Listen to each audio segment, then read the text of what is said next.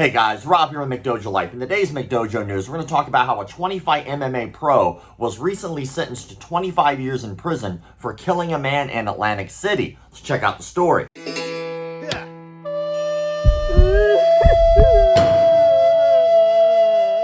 Pro MMA fighter Andrew Osborne was sentenced to 25 years in state prison Thursday after he pleaded guilty to first-degree aggravated manslaughter, according to Atlantic County Prosecutor's Office. Osborne, age 35, admitted he stabbed 47-year-old Brian Wilkinson to death inside an Atlantic City, New Jersey hotel room. He must serve at least 85% of his sentence in New Jersey State Prison before potential supervised release. According to the criminal complaint, which cites the hotel's lock report, Wilkinson's door was open just before 7 a.m. the morning of his murder, with the deadbolt engaged to keep it from closing, according to NJ.com. 10 minutes later, security footage captured the former MMA fighter exiting an elevator on Wilkinson's floor at 7:09 a.m. The door closed 2 minutes later and opened again at 7:30 a.m., according to the hotel's lock report per NJ.com.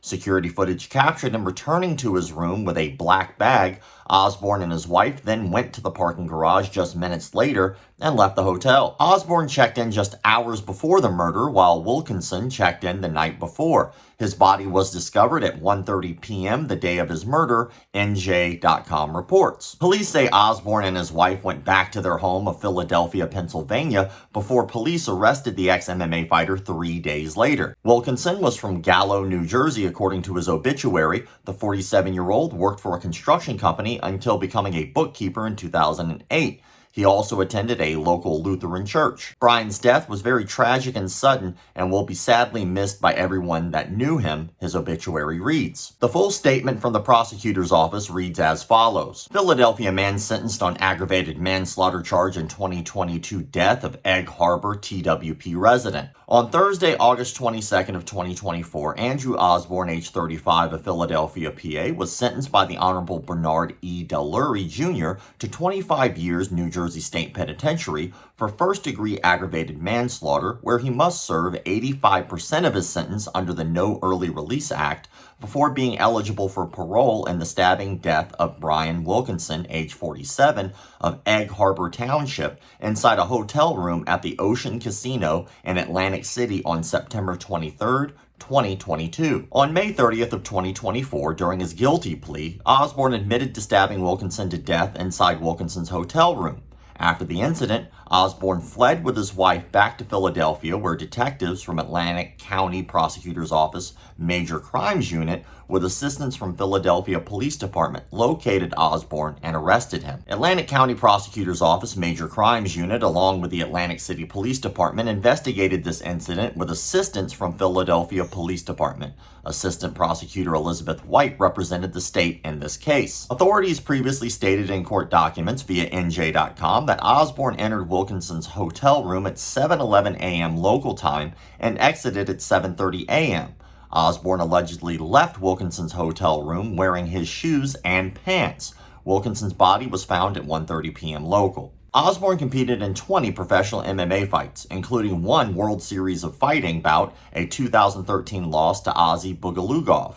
His professional career stretched from 2011 to 2017, during which he compiled a 7-11-1 record with one no contest. He will be sentenced in August. Let's unpack that. It seems pretty clear. He admitted to doing it. There was footage of him entering the guy's hotel room and leaving the hotel room wearing that guy's clothes for some reason, and then after that immediately fleeing the scene with his wife. I honestly have absolutely no clue why this happened. None of that is explained in any of the stories that I could see, but we do know that it did happen. Seeing as how this is a clear-cut case of murder, our question of the day is going to be a little off topic from this particular story. The question of the day is brought to you by xmarshall.com. Be sure to answer the question of the day in the comment sections below, so that way you could be entered for a chance to win a $100 gift voucher that you could use at xmarshall.com. And hey, let's say you don't win. That's okay. That happens. You could still use promo code McDojo10 to get 10% off any of your purchases at xmarshall.com. The question of the day is going to be a little different. You see, I just became the vice president of a company called Academy Safe. Martial arts academies, at least in the United States anyway, require absolutely nothing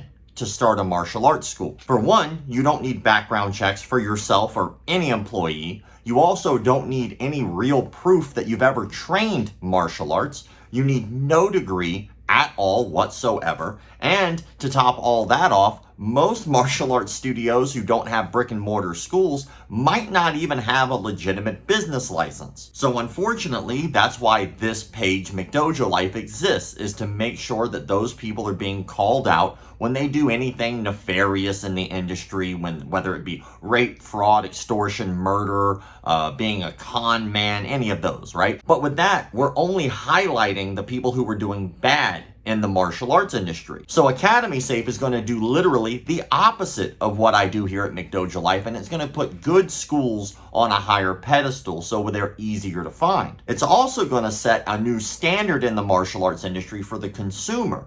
Most consumers, when they go to a martial arts studio, only know to ask one question, which is, how much does it cost? Now with Academy Safe, we'll be able to give the consumer more questions to ask and give them a very clear-cut way of looking into the legitimacy of that martial arts studio based off of some simple criteria. For anyone out there who's been watching my channel for a while, you know that I have very specific things that I wish the martial arts industry did. I wish martial arts studios required local federal background checks for all employees and volunteers. I wish martial arts studios were Safe Sport certified. I wish martial arts studios had defibrillators on site. I wish martial arts studios had cameras inside the dojo. I also wish that there was a clear-cut way to verify someone's lineage. With all that said, luckily enough, my homie Milton from over at Jiu-Jitsu Dummies podcast, he started Academy Safe as president and asked me to come on board as vice president. Academy Safe is going to have a registry of all martial arts studios and is going to be accrediting them based off of those criteria. If a martial arts studio has all of those things that I just listed out, they will be accredited as Academy Safe. Now, obviously, we cannot predict the future, but what we can do is just start holding martial arts studios to a higher standard in hopes that we can kick out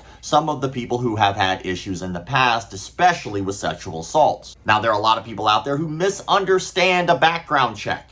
Keep in mind that a background check does not mean that if you have some kind of an incident on your record, you won't be hired. What it does do is it makes it transparent so the employer can make their own decisions based off of your criminal history. So my question today has to do with that. What do you think about Academy Safe certifications, and what do you think could be done to better help the martial arts industry? I look forward to reading your comments in the comment sections below. As always, thank you all for the likes, comments, shares, subscriptions, memberships. Check out Academy Safe. Keep the martial arts legit. My baby got robbed the other day by degenerates. So she wanted to learn some new form of this self-defense. So she did her research and perused it online and found this dude said he could move shit with his mind. He called himself Seafood Paul Zimmerman. He got a dojo with a strip on, he a Cinnabon. Now she spends all day trying to